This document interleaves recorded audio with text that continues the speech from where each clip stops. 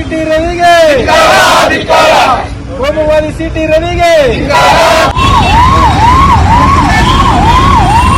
ಏನಿವತ್ತು ಪ್ರತಿಭಟನೆ ಮಾಡ್ತಾ ಇದ್ರು ಎಲ್ಲ ಶೋಷಿತರಿಗೆ ಏನೊಂದು ಶಕ್ತಿಯನ್ನ ಧ್ವನಿಯನ್ನ ಕೊಡ್ತಕ್ಕಂಥದ್ದು ಈ ದೇಶಕ್ಕೆ ಸ್ವತಂತ್ರ ಕೊಡ್ತಕ್ಕಂಥ ಪಕ್ಷ ಮತ್ತು ಎಲ್ಲರ ಪಕ್ಷ ಇದು.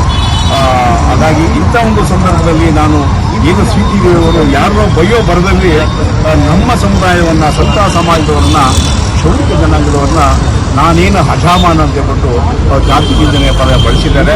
ಇದು ಎಷ್ಟು ಮಟ್ಟಿಗೆ ಸರಿ, ಇದೇ ಸಂಸ್ಕಾರ ಅವ್ರ ತಂದೆ ತಾಯಿ ಹೇಳ್ಕೊಟ್ಟಿದ್ರು ಅಥವಾ ಅವ್ರ ಪಕ್ಷ ಹೇಳ್ಕೊಟ್ಟಿರೋದು ಇದೇ ಸಂಸ್ಕಾರನ ಅಂತ ನಾನು ಪ್ರಶ್ನೆ ಮಾಡ್ತಾ ಇದ್ದೀನಿ.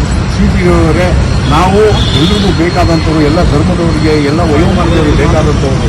ಹಾಗಾಗಿ ನಿಮ್ಮ ಒಂದು ಏನು ಹುಟ್ಟಿದಾಗಲಿಂದ ಸಾಯೋ ತನಕ ನಿಮ್ಮ ಸೇವೆ ನಾವು ಮಾಡಬೇಕು. ನೀವು ಹುಟ್ಟಿದಾಗ ನಿಮಗೆ ಕ್ಷೌರ ಮಾಡಬೇಕು, ದೊಡ್ಡವರು ಆಗ್ತಾ ಪ್ರತಿ ತಿಂಗಳು ನಿಮಗೆ ಕ್ಷೌರ ಮಾಡಬೇಕು, ಮತ್ತೆ ನೀವು ಮದುವೆ ಸಂದರ್ಭದಲ್ಲಿ ನಿಮಗೆ ಮಂಗಳವಾದ್ಯ ನುಡಿಸಬೇಕು. ಕೊನೆಗಾಲದಲ್ಲಿ ಏನು ನಾನು ಈಗ ಹೇಳೋದಲ್ಲ, ಹಾಗೆ ಕ್ಷೌರಿಕನಿಗೆ ನೀ ಹೇಳುವುದಾದರೆ ಹಜಾಮ, ಮುಂಜಾನೆದ್ದು ನೀವು ಮಾಡಿಕೊಳ್ಳುವುದಾದರೂ ಏನು ನಿಜಾಮ. ಕ್ಷೌರ ಮುಂಜಾನೆದ್ದು ನೀವು ಮಾಡಿಕೊಂಡರೆ ಕ್ಷೌರ ನೀ ನಿಜಾಮ, ಅದೇ ಕ್ಷೌರ ನಾನು ನಿನಗೆ ಮಾಡಿದರೆ ನಾ ಹಜಾಮನೆ, ಹೇಳೋದಲ್ಲ ಪಂಜಾಮ. ಕೇಳುತ್ತಿದ್ದೀರವೇ, ಈ ಒಂದು ನಿನ್ನ ನೀಚ ಬುದ್ಧಿಯನ್ನ ಬಿಡಬೇಕು, ಮತ್ತೆ ಎಲ್ಲ ನಮ್ಮ ಸ್ವಂತ ಸಮಾಜದವರ ಕ್ಷಮೆಯನ್ನ ನೀನು ಯಾಚಿಸಬೇಕು. ಇಲ್ಲ ಅಂದರೆ ಇಡೀ ಕರ್ನಾಟಕ ರಾಜ್ಯದಂತ ಎಲ್ಲ ಜಿಲ್ಲೆಗಳಲ್ಲಿ ಏನು ನಿನ್ನ ವಿರುದ್ಧ ನಾವು ಪ್ರತಿಭಟನೆ ಮಾಡಬೇಕಾಗುತ್ತೆ. ಪ್ರತಿಭಟನೆ ಅಂದರೆ ಘೋರವಾದ ಪ್ರತಿಭಟನೆ ಮಾಡ್ತೀವಿ. ಮತ್ತೆ ಮಾನ್ಯ ಮುಖ್ಯಮಂತ್ರಿಗಳಾದ ಸಿದ್ದರಾಮಯ್ಯ ಸಾಹೇಬರಿಗೆ ನಿನ್ನ ಮೇಲೆ ನಾವು ಕಂಪ್ಲೇಂಟ್ ಮಾಡಬೇಕಾಗುತ್ತೆ, ಆಯ್ತಾ. ಹಾಗಾಗಿ 24 ಗಂಟೆ ಒಳಗಡೆ ನೀನು ಕ್ಷಮೆ ಕೇಳಲೇಬೇಕು ಅನ್ನೋದು ನಮ್ಮೆಲ್ಲರ ಆಗ್ರಹ.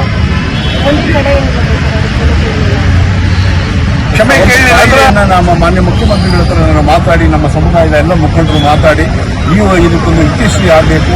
ಯಾಕೆಂದ್ರೆ ಈ ಥರ ಪದ ಬಳಸ್ತಾರೆ, 2ನೇ ಸಾರಿ ಬಳಸಿರೋದು ಸಿಟಿ ರವಿಯವರು. ಹಾಗಾಗಿ ಯಾರೇ ಈ ಪದ ಬಳಸಿದ್ರು ಅವರಿಗೆ ಒಂದು ಹೇಗೆ ನಮ್ಮ ದಲಿತ ಸಮುದಾಯದವರಿಗೆ ಅಟ್ರಾಸಿಟಿ ಕೇಸ್ ಹೊಂದಿದಾರಲ್ಲ, ಆ ಥರದೊಂದು ಗೌರವದ ಶಿಕ್ಷೆಯನ್ನು ಕೊಡ್ತಕ್ಕಂಥ ಒಂದು ಕಾಯ್ದೆಯಿಂದ ತನ್ನಿ ಅಂತ ಹೇಳ್ಬಿಟ್ಟು ನಾವು ಮಾನ್ಯ ಮುಖ್ಯಮಂತ್ರಿಗಳ ಸಾಹೇಬರಲ್ಲಿ ನಾನು ಮನವಿ ಮಾಡಿಕೊಳ್ತಾ ಇದ್ದೀನಿ. ಇಲ್ಲಿ ನನ್ನ ಸ್ವಂತ ಸಮಾಜ ಜನಾಂಗದ ಪರವಾಗಿ.